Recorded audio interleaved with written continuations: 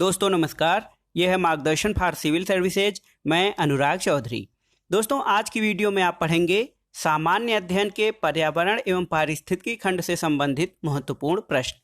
दोस्तों इस वीडियो में उन प्रश्नों को कवर किया गया है जो विभिन्न परीक्षाओं की दृष्टि से अति संभावित तथा महत्वपूर्ण हैं। यह वीडियो मुख्य रूप से यूपीपीसीएस, आरओ यानी समीक्षा अधिकारी, सहायक समीक्षा अधिकारी, खंड शिक्षा अधिकारी यानी बीईओ तथा उत्तर प्रदेश अधीनस्थ सेवा चयन आयोग द्वारा आयोजित विभिन्न परीक्षाओं के साथ साथ सीटीईटी तथा यूपीटीईटी आदि के पर्यावरण एवं पारिस्थितिकी खंड के लिए बहुत ही महत्वपूर्ण है।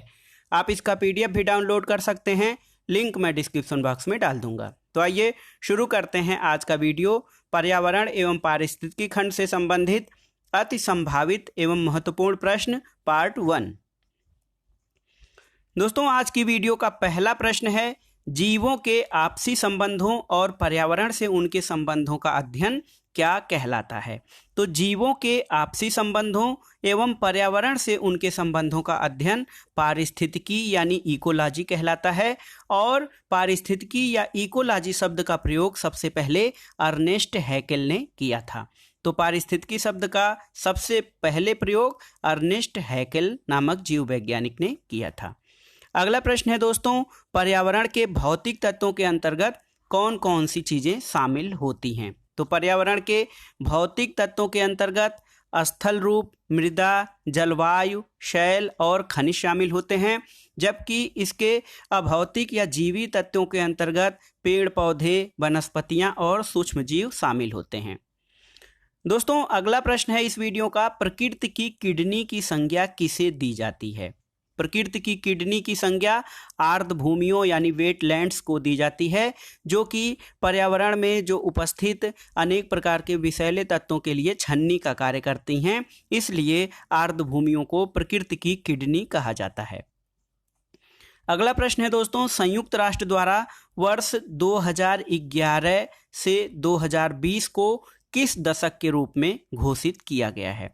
तो संयुक्त राष्ट्र द्वारा 2011 से 2020 के दशक को जैव विविधता दशक यानी संयुक्त राष्ट्र जैव विविधता दशक के रूप में वर्ष 2011 से 2020 के दशक को घोषित किया गया है। अगला प्रश्न है बहुत ही महत्वपूर्ण है दोस्तों, टायलर पुरस्कार।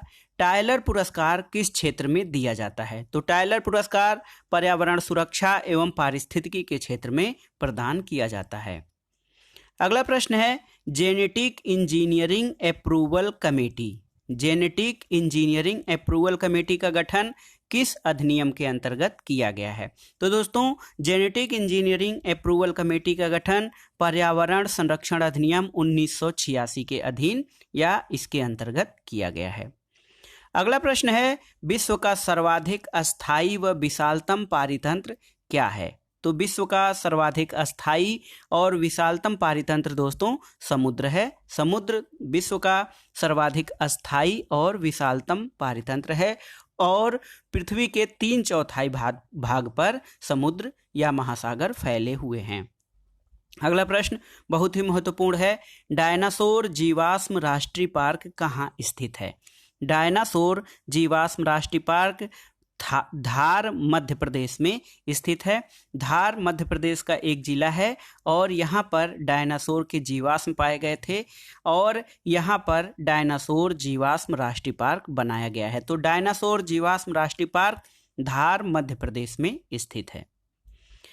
अगला प्रश्न है दोस्तों, पृथ्वी पर कैल्शियम के 2 मुख्य स्रोत कौन कौन से हैं। तो पृथ्वी पर कैल्शियम के 2 मुख्य स्रोत समुद्र एवं मृदा हैं। समुद्र एवं मृदा, समुद्रों से जो घोंघे सीपियां वो कैल्शियम के स्रोत हैं। इसके अलावा मृदा में भी कैल्शियम पाया जाता है। तो पृथ्वी पर कैल्शियम के 2 मुख्य स्रोत समुद्र एवं मृदा हैं।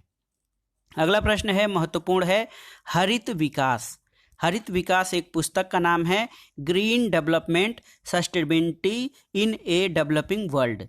Sustainability in a developing world, green development. इस पुस्तक के लेखक कौन हैं। तो W.M. एडम्स ग्रीन डेवलपमेंट पुस्तक के लेखक हैं? ये प्रश्न कई बार परीक्षाओं में पूछा जा चुका है, तो याद रखिएगा green development sustainability in a developing world, या इसको शॉर्ट रूप में इस बुक को ग्रीन डेवलपमेंट कहा जाता है। तो ग्रीन डेवलपमेंट या हरित विकास पुस्तक के लेखक WM एडम्स हैं। अगला प्रश्न है दोस्तों, किसकी अनुशंसा पर किसी क्षेत्र को टाइगर रिजर्व के रूप में चिन्हित या घोषित किया जाता है? तो ये है राष्ट्रीय बाघ संरक्षण प्राधिकरण यानी नेशनल टाइगर कंजर्वेशन अथॉरिटी, जो है अपना राष्ट्रीय बाघ संरक्षण प्राधिकरण, इसकी अनुशंसा या सिफारिश के आधार पर किसी वन क्षेत्र को टाइगर रिजर्व के रूप में घोषित किया जाता है। अगला प्रश्न है, बहुत ही महत्वपूर्ण है दोस्तों, केंद्रीय मगरमच्छ प्रजनन एवं प्रबंधन प्रशिक्षण संस्थान स्थित है? तो ये है हैदराबाद। हैदराबाद में दोस्तों केंद्रीय मगरमच्छ प्रजनन एवं प्रबंधन प्रशिक्षण संस्थान स्थित है। अगला प्रश्न है, इंडियन राइनो विजन 2020 क्या है? इंडियन राइनो विजन 2020, तो दोस्तों इंडियन राइनो विजन 2020 एक सींग वाले गैंडों के संरक्षण के लिए परियोजना है जो 2005 में प्रारंभ हुई थी। तो एक सींग वाले गैंडों के संरक्षण के लिए 2005 में प्रारंभ परियोजना को इंडियन राइनो विजन 2020 नाम दिया गया।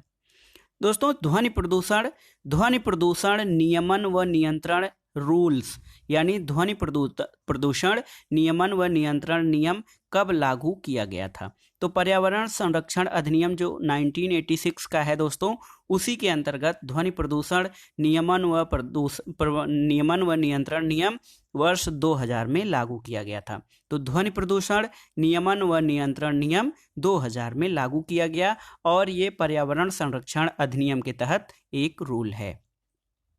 अगला प्रश्न है दोस्तों, प्रकाश संश्लेषण क्रिया में ऊर्जा का रूपांतरण किस रूप में होता है? तो प्रकाश संश्लेषण या फोटोसिंथेसिस जो प्रक्रिया है उसमें विकिरण ऊर्जा यानी सौरिक ऊर्जा का रासायनिक ऊर्जा में परिवर्तन होता है। आप जानते हैं कि ऊर्जा संरक्षण के नियम के अनुसार ऊर्जा को न तो उत्पन्न किया जा सकता है और न समाप्त किया जा सकता है, इसे केवल एक रूप से दूसरे रूप में परिवर्तित किया जा सकता है। तो प्रकाश संश्लेषण की प्रक्रिया में विकिरण ऊर्जा का रासायनिक ऊर्जा में परिवर्तन होता है। अगला प्रश्न है दोस्तों, जैविक साम्यता किसके द्वारा स्थापित होती है? जैविक या पृथ्वी के या वायुमंडल पर्यावरण के जो तत्वों में या जीव अजीवी में घटकों में जैविक साम्यता, पर्यावरण के जैविक अजैविक घटकों में जैविक साम्यता किसके द्वारा स्थापित होती है? तो ये उत्पादक, उपभोक्ता और अपघटक के द्वारा जैविक साम्यता स्थापित होती है। यानी जीवीय संतुलन या जैविक संतुलन या जैविक साम्यता उत्पादक, उपभोक्ता और अपघटकों के द्वारा स्थापित होता है। अगला प्रश्न है दोस्तों, सिलिका कणों से जो फेफड़े में सिलिका कण जम जाते हैं उसे सिलिकोसिस रोग होता है, जबकि कोयला कणों से होने वाला रोग कौन सा है? तो सिलिका कणों से आप जानते हैं सिलिकोसिस रोग होता है, जबकि कोयला कणों को फेफड़े में जम जाने से एंथ्राकोसिस रोग होता है। एंथ्राकोसिस कोयला कणों से होने वाला रोग है। अगला प्रश्न है दोस्तों, भूमिगत जल में प्रदूषण फैलाने वाले प्रमुख प्रदूषक कौन हैं? भूमिगत जल में प्रदूषण फैलाने वाले प्रमुख प्रदूषक आर्सेनिक और फ्लोराइड हैं। आर्सेनिक और फ्लोराइड भूमिगत जल को प्रदूषित करने वाले सबसे महत्वपूर्ण या मुख्य प्रदूषक हैं। अगला प्रश्न है, न्यूरोटिक मेंटल डिसऑर्डर का कारण क्या होता है? न्यूरोटिक मेंटल डिसऑर्डर एक बीमारी है दोस्तों जो कि ध्वनि प्रदूषण के कारण होता है। जब ध्वनि शोर में परिवर्तित हो जाती है या इसकी तीव्रता अधिक बढ़ जाती है तो इससे न्यूरोटिक मेंटल डिसऑर्डर रोग उत्पन्न होता है। अगला प्रश्न है, कोयला दहन से प्राप्त फ्लाई ऐश में कौन सी विषैली धातुएं पाई जाती हैं? तो कोयला दहन से दोस्तों फ्लाई ऐश का निर्माण होता है। फ्लाई ऐश में मुख्य रूप से आर्सेनिक और कोबाल्ट विषैली धातुएं पाई जाती हैं जो श्वसन तंत्र और फेफड़ों के लिए बहुत ही नुकसानदेह होती हैं। अगला प्रश्न है, जैव विविधता यानी बायोडाइवर्सिटी शब्द का प्रयोग सबसे पहले किसने किया था? तो दोस्तों जैव विविधता शब्द का प्रयोग सबसे पहले E.O. विल्सन ने किया था, लेकिन इसका मूल रूप में बायोलॉजिकल डाइवर्सिटी के रूप में इसका प्रयोग सबसे पहले वाल्टर जी रोजेन ने बायोलॉजिकल डाइवर्सिटी शब्द का प्रयोग किया था, लेकिन जैव विविधता शब्द को बायोडाइवर्सिटी शब्द का प्रयोग E.O. विल्सन ने किया था। अगला प्रश्न है, महत्वपूर्ण है दोस्तों, मोल्लेम राष्ट्रीय उद्यान कहाँ है? मोल्लेम राष्ट्रीय उद्यान गोवा में स्थित है। इंपॉर्टेंट है, याद कर लीजिएगा। मोल्लेम राष्ट्रीय उद्यान गोवा में स्थित है। अगला प्रश्न है, कस्तूरी मृग के संरक्षण हेतु कस्तूरी मृग परियोजना कब शुरू की गई? तो 1970 में IUCN international union for conservation of nature इसके द्वारा, इसके सहयोग से भारत में 1970 में कस्तूरी मृग के संरक्षण के लिए कस्तूरी मृग परियोजना शुरू की गई थी। अगला प्रश्न है दोस्तों, आईची लक्ष्य का संबंध किससे है? तो आईची लक्ष्यों का संबंध जैव विविधता के संरक्षण से है। इसमें 20 ये आईची लक्ष्य जो हैं वो 20 लक्ष्यों का समूह है। जापान के आईची प्रांत में नागोया में आयोजित हुआ था CBD की बैठक, इसमें ये लक्ष्य घोषित किए गए थे। तो आईची लक्ष्य का संबंध जैव विविधता संरक्षण से है।